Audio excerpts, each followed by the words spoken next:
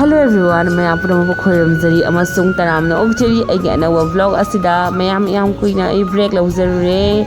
I am Nungaibo. Asum na I am ngasiki videos di follow ni yung view. I am Sung. I am support video, messenger video. Malab ay hanagi video sing the suke suka mento video. If video thangat piro. I am wahay sita bada ay nakale. I kay video sa adum na yung mahutari ay su video sa am thanganing bahay tare ko sum na mayam gi wahay sa tabda ingon thong na bibi ko ay sa sang draga so video thangat ke haina khalle asum na mayam ngasi ay vlog siga taram na okchari amasung lao ay ga kai dano yum da hong yum mama anaw mo hong sila mayam pulap chala matung khangani kai sari no khori no ha pese ko adni lao mayam ko koi ta urasi ko ponnai ga Gari ani satpane gari amadana khoi mama tongani gari amadana aige isaga tongani asuna tawdana la o ko chelu rasi nam phazare angang do jara ba jao re jao de angang nang ising ha bo ha pe simdang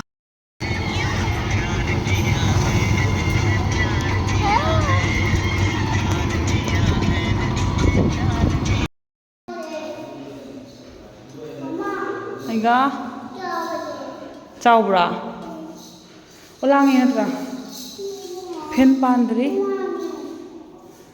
Asumna aina moisa drop tawrame adugi matungda ai auto tongaga aigi office chatle mayam ko chalaba matungda aise nasidi khai yang thore ko doiri thoraga lao aigi mafam se kadai da man ke akhang waya recommend tawra mo mafam location se kharna anawwa man mani ko the kona dum ai phasana seng na mayam da loi lijera ke ba ko ngasi gi oina di mayam na khaibiro kadai da man ke haibus ko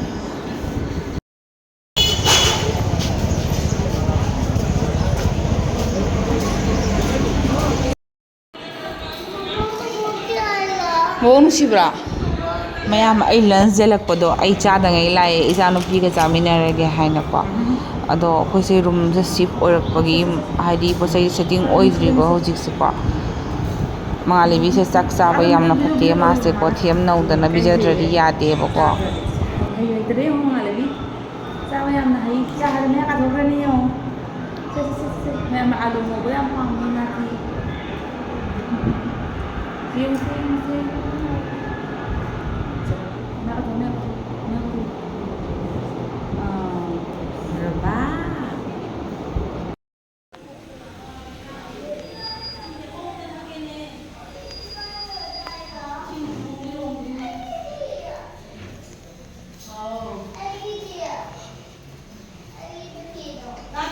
Aiga nani class isim solo mo dile jao bani ai office te puro bole ठीक है se mai do kai thang se sing jao ai porak ke makha de se se minare ro watar ni se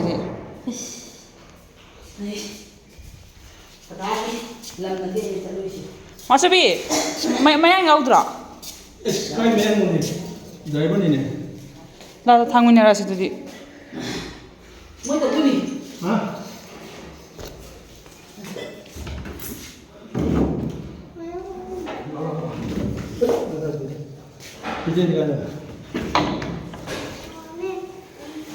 Hamung aigi nungsijiraba mamso wabire yamna amasung ima ipa aigi mi yaibabu ko moina aigi damakta yam wabire haitare mayam lao yingminarosi kei posi pukhaleino haibase ko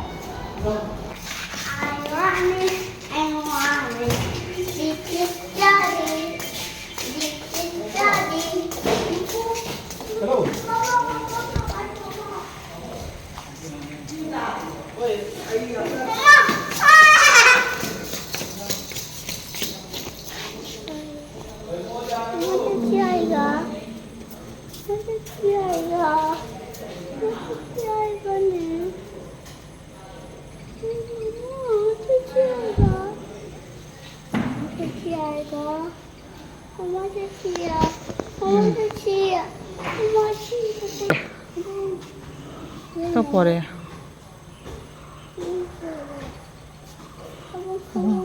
ꯑꯅꯥꯁꯨ ꯂꯩꯔꯛꯑꯦ ꯑꯩ ꯃꯁꯤꯁꯨ ꯂꯩꯔꯛꯑꯦꯅꯦ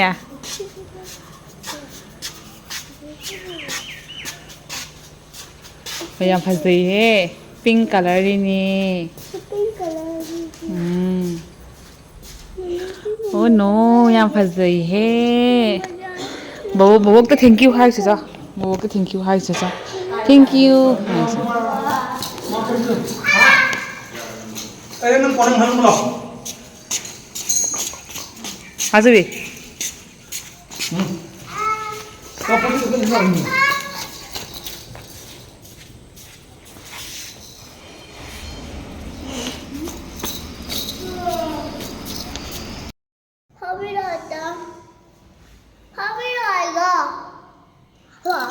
바비게 바비게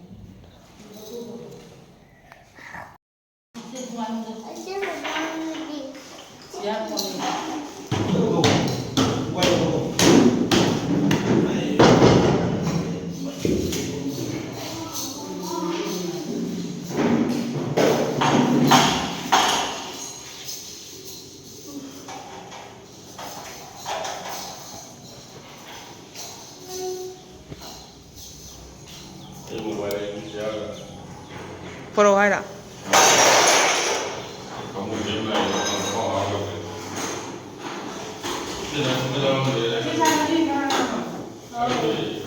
아이가 너 따이라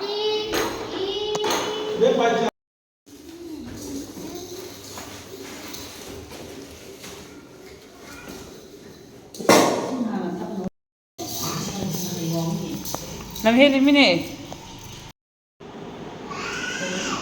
Lepo.